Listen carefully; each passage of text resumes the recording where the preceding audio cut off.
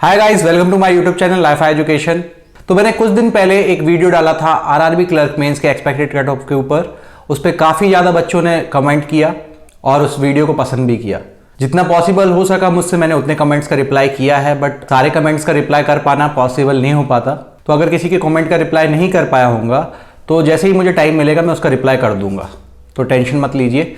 साथ ही साथ एक बात और बोलना है मुझे कि आप यार वीडियो पूरा देखा करिए, क्योंकि वीडियो में मैंने सभी स्टेट्स का कट ऑफ भी बताया था और कैटेगरी का भी बताया था कि कितना कट ऑफ उसका जा सकता है।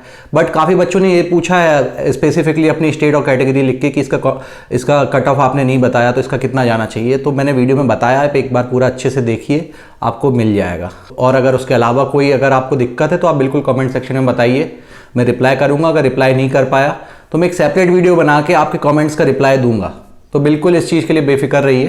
जो भी आपके दिमाग में बात चल रही हो, जो भी एग्जाम से रिलेटेड चीज़ हो, आप पूछ सकते हो। ये वीडियो मैंने बनाया है क्लर्क के रिजल्ट के लिए, क्योंकि काफ़ी बच्चों ने क्लर्क के रिजल्ट की डेट पूछी मुझसे। तो मैंने सोचा इसमें मैं सेपरेट वीडियो बना के डाल दूँ, ताकि काफ़ी लोग जानना चाहते हैं इसकी डेट कब तक आएगी। सबको टेंशन रहती है कि वैसे ही इतना ज़्यादा लोगों के बीच में माहौल बनाया जा रहा है टेंशन का कि कट ऑफ बहुत हाई जाएगा, तो टेंशन तो ऑब्वियसली होगी।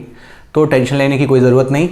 और वीडियो शुरू करने से पहले अगर वीडियो अच्छा लगे तो आप लाइक करें, और अगर नहीं पसंद आता तो डिसलाइक कर सकते हैं। और अगर चैनल अभी तक सब्सक्राइब नहीं किया तो आप चैनल सब्सक्राइब कर लें। तो शुरू करते हैं वीडियो।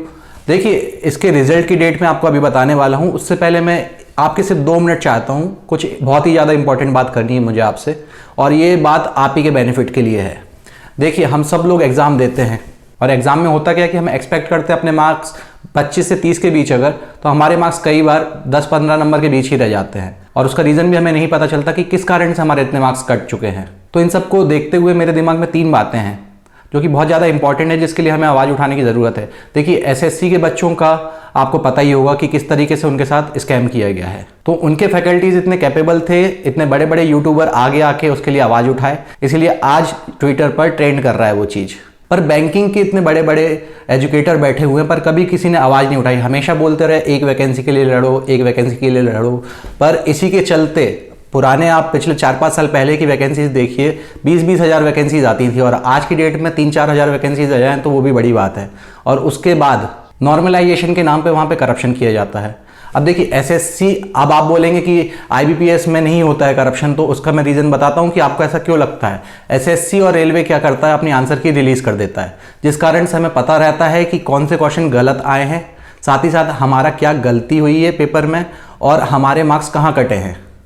और अगर वहाँ पे क्वेश्चन गलत होते हैं तो हम वहाँ पे उसकी कंप्लेंट फाइल कर सकते हैं। पर जो बैंकिंग के एग्जाम होते हैं, चाहे एसबीआई का हो चाहे आईबीपीएस का, ये सिर्फ सेक्शनल मार्क्स हमें बता देते हैं, हमारी आंसर की हमें नहीं बताते। अभी मैं रिसेंटली खुद की बात करूँ तो मैंने आईबीपीएस आरआरबी पीओ मेंस दिया था। मेरी हिंदी काफ़ी अच्छी है। मैंने जितने भी मार्क्स दिए, ऑलिव बोर्ड, ग्रेडा, पड्डा, इन सब में जितने भी मार्क्स दिए, सब में 30 के अराउंड मेरे मार्क्स आ रहे थे।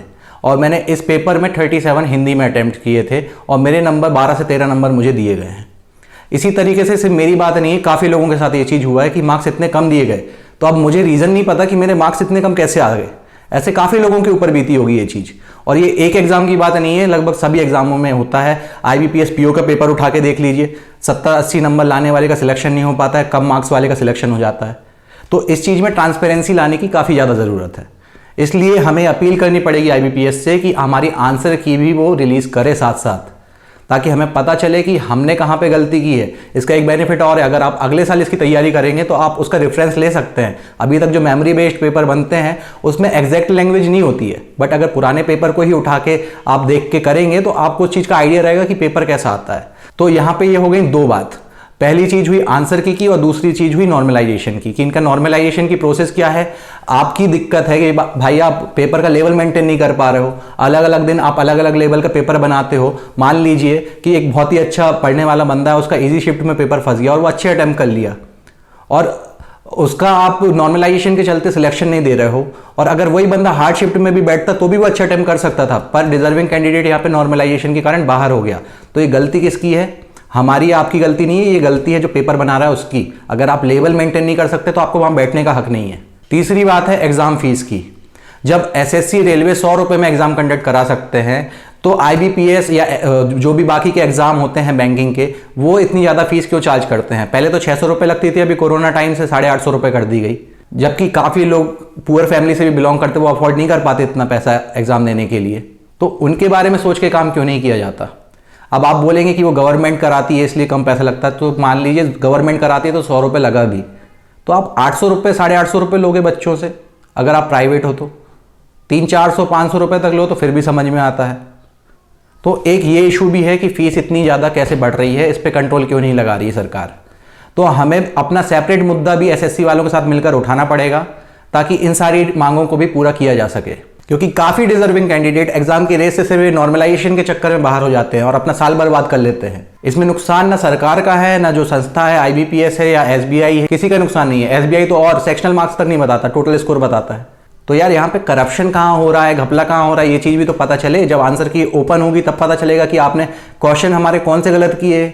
हमने इतने सही करे हैं अभी तक, अपने जितने मॉक टेस्ट दिए हैं, तो इधर पे आके इतना कैसे गिर गया हमारा लेवल, ये भी तो पता चलना ज़रूरी है। तो इसके लिए भी आवाज़ उठाने की ज़रूरत है। नहीं तो अपन तो जाएंगे ही जाएंगे यहाँ पे, साथ साथ अपने बाद के लोगों के साथ भी ये चीज़ होगी। और जब तक इस चीज़ के लिए आवाज़ उठाई नहीं जाए तब तक सरकार को सुनाई नहीं देता, बहरी हो रखी है सरकार। तो इन चीज़ों में रिफॉर्म्स की काफ़ी ज़्यादा ज़रूरत है। अब हम आते हैं रिजल्ट की डेट पर। तो रिजल्ट के लिए मैं आपको एक चीज़ बताता हूँ, RRB PO और RRB क्लर्क का रिजल्ट साथ में आता है। जैसे लास्ट ईयर आप देखे होंगे 1 जनवरी को आया था रिजल्ट, तो इस साल भी साथ में ही आएगा। अब हुआ क्या कि अभी जो री एग्ज़ाम हुआ था इसके कारण पेपर डिले हो गया। इसी कारण से IBPS ने जल्दी जल्दी रिजल्ट देना स्टार्ट कर दिया था। आप देखे होंगे हर दूसरे दिन तो रिजल्ट आ रहा था अभी जनवरी में। तो इसी तरीके से जो RRB PO का जो इंटरव्यू चल रहा है ये लगभग 1 तारीख तक चलेगा।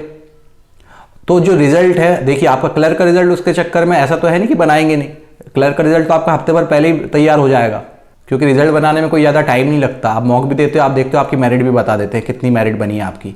तो रिजल्ट बनाना कोई बड़ी बात नहीं है, बस रिलीज़ करने का ये मुहूर्त निकालते हैं अपना अपने अकॉर्डिंग कि साथ में ही निकालेंगे। तो देखिए जो रिजल्ट का मुझे लगता है अनुमान कि रिजल्ट कब तक आ सकता है, तो रिजल्ट की डेट मेरे अकॉर्डिंग 9 से 15 तारीख के बीच तक आ सकती है, मार्च के महीने में। अब मैं ये क्यों बोलूँगा कि 15 तक आ सकती है, तो देखिए 9 से 15 तक इसलिए बोला, मैं मैक्स टू मैक्स बता रहा हूँ आपको, क्योंकि 1 तारीख तक इंटरव्यू है, ज़्यादा से ज़्यादा हफ्ता 10 दिन वो लेंगे रिजल्ट बनाने के लिए PO का भी, और उसके बाद दोनों का रिलीज़ कर देंगे। अब वो इससे ज़्यादा एक्सटेंड इसलिए नहीं करेंगे क्योंकि अभी उन्हें IBPS क्लर्क और IBPS PO का भी रिजल्ट 1 तारीख को डिक्लेयर करना है, 1 अप्रैल के दिन। इसलिए इतना मार्जिन तो एटलीस्ट लेके चलेंगे ही चलेंगे, क्योंकि उनको रिजल्ट बहुत पहले देना था। ये रिजल्ट आपका जनवरी में आ जाना था अगर ये एग्जाम नहीं होता तो। और IBPS के ऊपर ऑलरेडी बहुत बर्डन है, अभी 1 तारीख तक उन्हें निपटाना है ये सारी चीज़ें, 1 अप्रैल तक। तो बिल्कुल टेंशन मत लीजिए, रिलैक्स रहिए। अभी अगर 2-4 दिन घूमने का मन हो तो घूम फिर भी लीजिए, क्योंकि इसके बाद फिर SBI के लिए भी लगना है। सिलेक्शन हो जाएगा तब भी, क्लैरिकल में अगर होता है सिलेक्शन तो आगे के लिए तो आप तैयारी करोगे ही। तो इस चीज़ का टेंशन बिल्कुल छोड़ दीजिए। 15 तारीख तक एनी हाउ, 9 से 15 के बीच एनी हाउ रिजल्ट आपका आउट हो जाएगा। आई होप वीडियो अच्छा लगा हो, पसंद आए तो लाइक करिए, नहीं आए तो डिसलाइक करिए, और चैनल पर नए हैं तो सब्सक्राइब करिए। जय हिंद।